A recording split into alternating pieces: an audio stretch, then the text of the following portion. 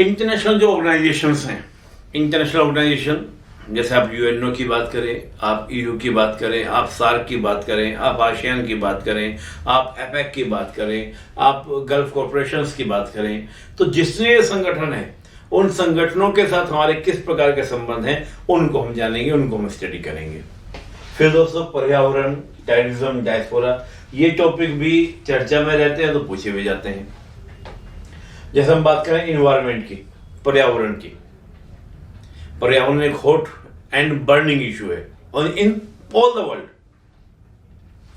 Global warming तो है, जब भी कभी ग्लोबल वार्मिंग की बात आती है, ओजोन लेयर की बात आती है, तो अमेरिका जैसे देश जो आपके डेवलप नेशन है वो अपना पल्ला झाड़कर हम जैसे देशों के ऊपर क्या करते हैं, सारा का सारा कीकड़ा फोड़ देते हैं कि ग्लोबल वार्मिंग तो ओजोन प्रदूषण चेंज जो हो रहा है वो भारत, चीन जैसे देशों की वजह से हो रहा है, उनको सिर्फ हमें ही दिखते हैं। ये तो पुराने इशू हो गए दोस्तों, ये तो है ही, इनका तो हमने उत्तर निकाल लिया, सॉल्यूशन निकाल लिया, कोशिश कर रहे हैं कैसे उनको जवाब देना है, कैसे करना है, क्या नहीं करना है। लेकिन अभी 3-4 दिन पहले की बात है दोस्तों, चीन ने एक नई टेक्नोलॉजी बनाई है। वो टेक्नोलॉजी क्या है कि वो जहां चाहे बारिश करवा देता है, हालांकि पहले से था लेकिन अब वो बहुत बड़े क्षेत्र पे कर सकता है। तो बात ये हो रही है कि फ्यूचर में चीन क्या करेगा, दूसरों के बादलों को, दूसरों के बारिश के पानी को चुरा लेगा, यानी कि बारिश को चुरा लेगा। जैसे मान लीजिए हमारे नॉर्थ ईस्ट में बारिश होनी थी, चीन को बदल गया कि हमारे यहाँ सूखा है, तो वो कुछ इस प्रकार की टेक्नोलॉजी यूज करेगा स्काई के अंदर, आसमान के अंदर, कि वहां के बादल क्या हो, चीन के ऊपर आगे पानी बरसा दें। हमारा जो नॉर्थ ईस्ट वो क्या हो जाएगा, सूखा रह जाएगा, पानी कहां बरसेगा, चीन के आंगन में बरसेगा, और हमारा आंगना क्या रह जाएगा, सूखा रह जाएगा दोस्तों। तो फ्यूचर में अंतर्राष्ट्रीय संबंधों में ये भी बात आएगी कि चीन ने हमारी बारिश चोरी कर ली। फिर अभी तक तो यूएनओ जैसे कोई इस तरह संगठन नहीं जो इस तरह के वेदर संबंधित मामलों को देखे। फ्यूचर में हो सकता है कि एक नया आपको संगठन दिखाई दे जहां पर देश ये शिकायतें करेंगे कि उसने हमारे बारिश को चुरा लिया, उसने हमारी ऑक्सीजन को चुरा लिया, जो एयर आ रही थी वो उसको चुरा लिया। ये सब इश्यूज भी हो सकते हैं फ्यूचर में। तो ये पर्यावरण संबंधी मामले।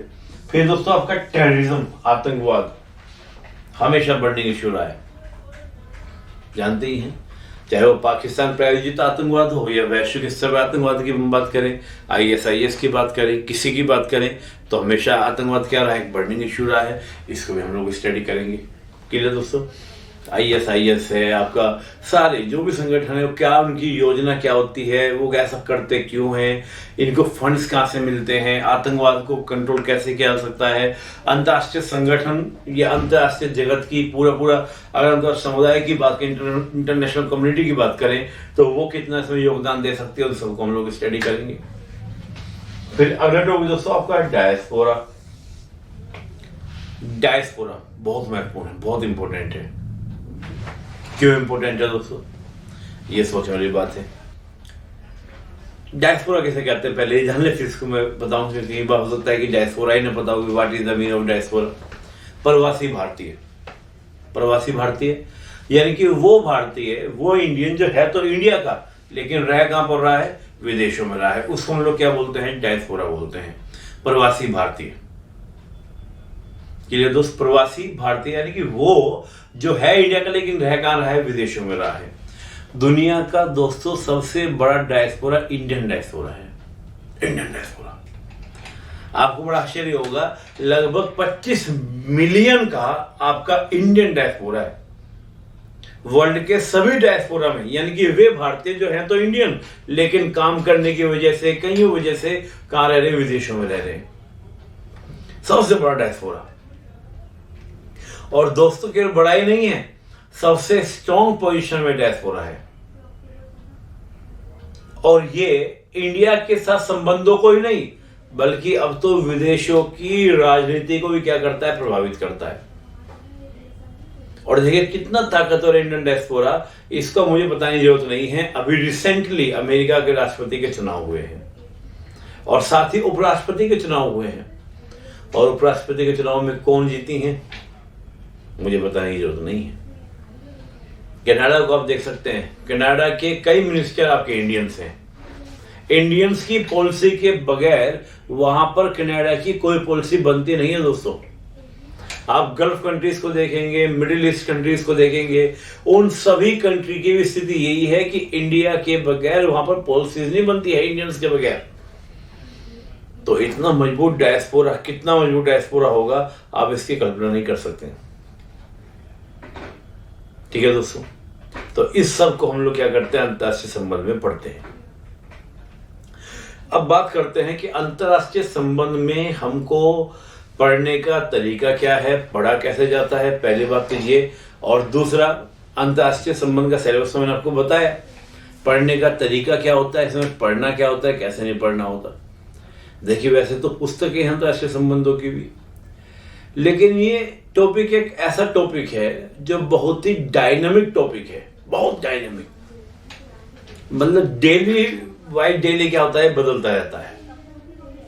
आज कुछ है, कल कुछ है, परसों कुछ है, चीजें बदलती रहती हैं। जो कल किसी और का था जो हमारा हो गया, और जो आज हमारा है वो कल किसी और का हो सकता है। जैसे अमेरिका, पहले अमेरिका पाकिस्तान करता था, लेकिन आज वही अमेरिका इंडिया करता है। तो अब इस बात की भी गारंटी नहीं कल को अमेरिका हमारा ही रहेगा, कल को अमेरिका बदल भी सकता है, किसी और को भी हो सकता है। तो समय बदलता है, लोग बदल जाते हैं, ये भी कह सकते हैं। चलिए, तो कुल मिला के बात यह है कि अंतर्राष्ट्रीय संबंध जो है एक डायनामिक सब्जेक्ट है, एक डायनामिक टॉपिक है, डेली बदल रहा है, डेली परिवर्तित हो रहा है। तो ऐसे में अगर हम ऐसे की बात करें तो ऐसे में क्या होगा, आपको ऐसी चीजें पढ़नी होंगी, कुछ ऐसा कंटेंट पढ़ना होगा जो करंट से जुड़ा हो, डेली अपडेटेड हो। बुक्स होंगी, बुक्स क्या करेंगे, आपका बेस तैयार कर देंगे। लेकिन आईआर बगैर करंट के बनता ही नहीं है। हाँ, बेस तो बन जाएगा बुक से आपका, लेकिन आईआर आपको करंट साथ में लेके चलना पड़ता है। अब करंट के लिए आपका मंथली मैगजीन ले सकते हैं, मंथली मैगजीन के अलावा आपका जो डेली न्यूज आते हैं उन डेली न्यूज को आप ले सकते हैं। तो आप किसी के साथ, किसी को साथ लेकर आप क्या कर सकते हैं, अपना कंटेंट तैयार कर सकते हैं। लेकिन आईआर के लिए आपको करंट से जुड़े रहना पड़ेगा, आपको डेली न्यूज सुननी पड़ेगी, डेली आपको मैगजीन या न्यूज़पेपर की सहायता लेनी होगी, तभी आप आईआर में क्या कर सकते हैं, कमाल कर सकते हैं। नहीं तो आईआर में आप कमाल नहीं कर पाएंगे दोस्तों। तो बुक्स के साथ साथ आपको कोई मैगजीन, कोई न्यूज़पेपर और साथ में कोई भी न्यूज चैनल को आपको फॉलो करना होगा। हाँ, न्यूज चैनल में दोस्तों आपको आज तक, एनडीटीवी, इस तरह के चैनल तो बिल्कुल यूज नहीं करने, प्राइवेट चैनल नहीं। गवर्नमेंट चैनल हो या इसके अलावा आपका राज्यसभा चैनल है, इसके अलावा आपका डीडी न्यूज चैनल है, ये आप देख सकते हैं। पीआईबी है, उसको आप देख सकते हैं। ये हमारी जो एक्सटर्नल जो मिनिस्ट्री है, उस मिनिस्ट्री से आप कॉपी कर सकते हैं, फॉलो कर सकते हैं, वहां से आप कंटेंट को पिक कर सकते हैं, उठा सकते हैं। ठीक है दोस्तों, ये चीज आप देखिए। या कुछ अच्छे चैनल्स हैं, उनको आप फॉलो कर सकते हैं, लेकिन लोकल और आपके प्राइवेट चैनल्स का बिल्कुल प्रयोग नहीं करेंगे, क्योंकि उनमें आपका आईआर की आपको इन्फॉर्मेशन नहीं मिलेगी, जानकारी नहीं मिलेगी। तो ये मैंने बात की दोस्तों। दूसरा, बुक्स के बारे में, तो बुक्स तो आपको हमारे पब्लिकेशंस की भी हैं, वो भी बुक्स आप ले सकते हैं, उनसे आप पढ़ सकते हैं। अब बात करें कि आईआर को इंटरेस्टिंग की बात अगर हम लोग करेंगे, इंटरेस्ट की आईआर की। देखिए दोस्तों, आप तो सिविल सर्विया के विद्यार्थी हैं, अभ्यर्थी हैं, और सिविल सेवा के अभ्यर्थी को तो परीक्षा के पॉइंट ऑफ व्यू से भी इसको क्या करना है, तैयार करना है, पढ़ना है। लेकिन केवल परीक्षा के पॉइंट ऑफ व्यू से ही आईआर इंटरेस्टिंग नहीं है। आईआर एक जनरल नागरिक के लिए, एक सामान्य मानविकी के लिए भी क्या है, बहुत ही रुचिकर सब्जेक्ट है। एक सामान्य मानविकी जो नागरिक है देश का, वो भी आईआर में इंटरेस्ट रखता है। वो भी जानना चाहता है कि पाकिस्तान से सर्जिकल स्ट्राइक हुआ था तो उसमें क्या हुआ, पाकिस्तान के लिए क्या किया गया, पाकिस्तान को मारा नहीं मारा, चीन के साथ क्या हो रहा है, सेनाएं पीछे हटी है या नहीं हटी है। एक सामान्य मानविकों को भी जानने की ये क्या होती है, एक भरपूर इच्छा रहती है। इस देश के लिए भरपूर इच्छा कि क्या हो रहा है, क्या नहीं हो रहा है। क्लियर दोस्तों? तो ये आपको क्या है, हम बात कर रहे थे कि वो आईआर एक इंटरेस्टिंग वैसे भी हो जाता है, क्या है क्या नहीं। तो पढ़ाई के पॉइंट ऑफ व्यू से तो है ही, लेकिन वैसे भी आईआर क्या है, एक इंटरेस्टिंग टॉपिक है, एक इंटरेस्टिंग सब्जेक्ट है दोस्तों। अब ये तो मैंने एक सिलेबस की बात की और आईआर की रुचि की बात की। प्रश्न ये कि अंतर्राष्ट्रीय संबंध होता क्या है, what is the international relation, कि अंतर्राष्ट्रीय संबंध क्या होता है। अगर हम अंतर्राष्ट्रीय संबंधों की बात करें कि what is the international relation, तो दोस्तों मैं यही आपको कहूंगा अंतर्राष्ट्रीय संबंध के बारे में। अगर अंतर्राष्ट्रीय संबंधों को पढ़ना है तो मैं इतना कहूंगा कि आप ये सोच लीजिए कि किसी देश के साथ जैसे संबंध होता है, ठीक है ना, तो वैसे ही संबंध हमारा भी होता है किसके साथ, अपने फ्रेंड्स के साथ, समाज के साथ, लोगों के साथ। तो अंतरराष्ट्रीय संबंध को पढ़ने का सबसे बढ़िया तरीका होता है क्या है दोस्तों, सबसे शानदार तरीका है अपने आप को भारत मान लीजिए, और जो भी आपके दोस्त वगैरह सब हैं उन सबको आप अलग अलग देश का नाम दे लीजिए। मन ही मन बताना नहीं कि तुम पाकिस्तान, तुम चीन, तुम भूटान, तुम नेपाल और तुम अब अफगानिस्तान, ये बोलना नहीं है, लेकिन आपको अपने मन के अंदर सोच लेना है।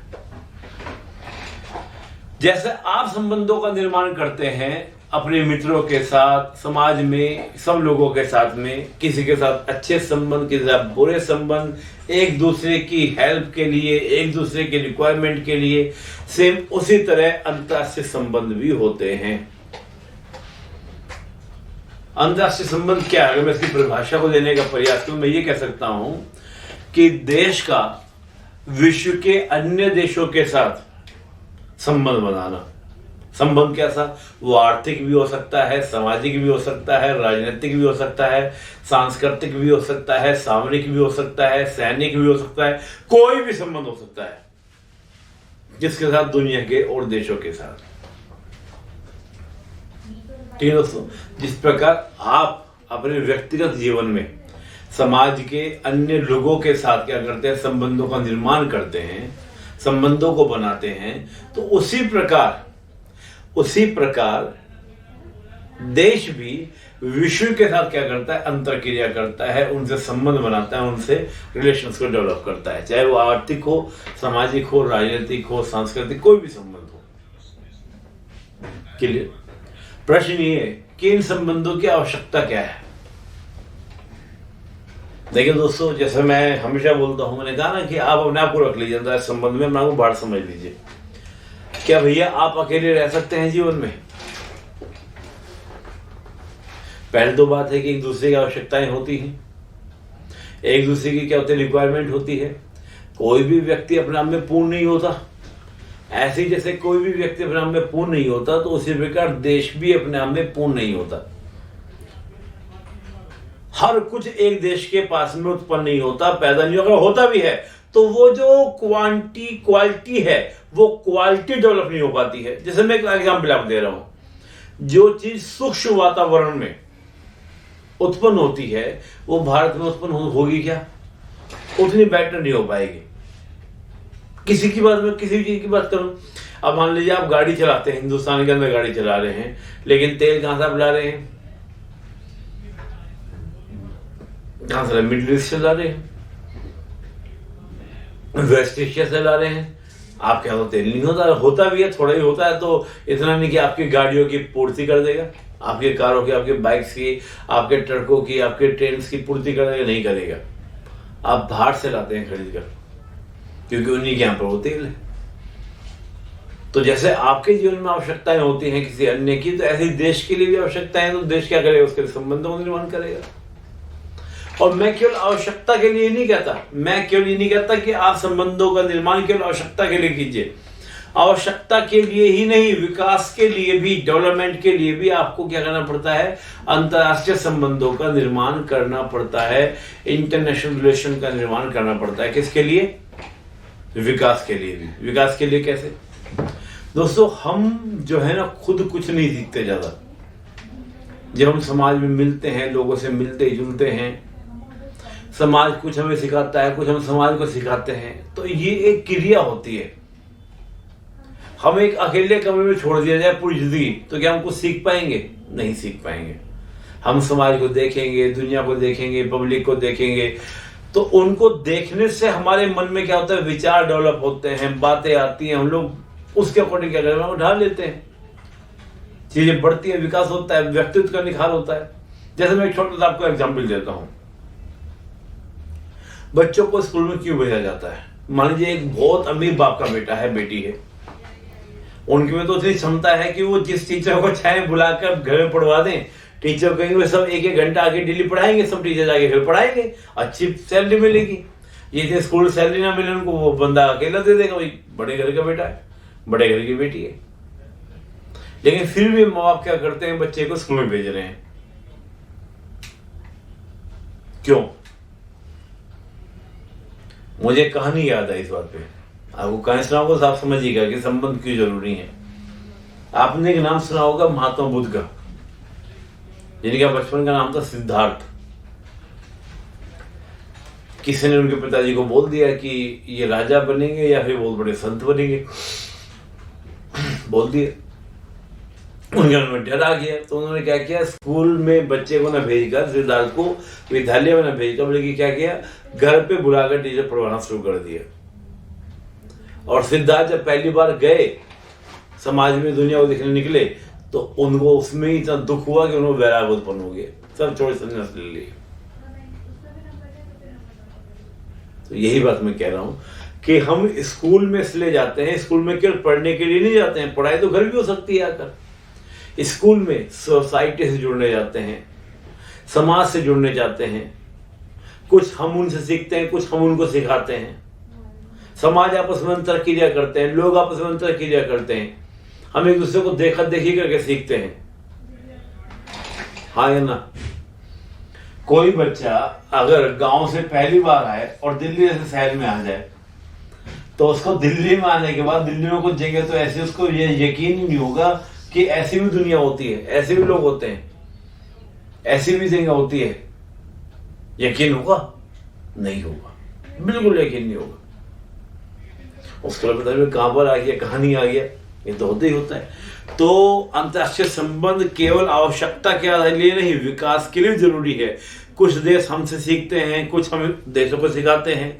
भाई किसी देश के अंदर कोई चीज अच्छी है तो वो देश हमको सिखाता है, हमारे यहाँ कोई चीज अच्छी है तो हम उस देश को सिखाते हैं। ये समाज आपस में क्या करते हैं, अंतर क्रिया करते हैं। ठीक है दोस्तों, तो अंतर्राष्ट्रीय संबंध आवश्यक भी है, विकास के लिए जरूरी है। और सिंपल कहें, दो या दो से अधिक देशों के बीच में बनने वाला राजनीतिक, आर्थिक, सामाजिक, सांस्कृतिक, सैनिक, सामरिक तमाम तरह के जो संबंध होते हैं उन्हीं को हम अंतर्राष्ट्रीय संबंध कहते हैं।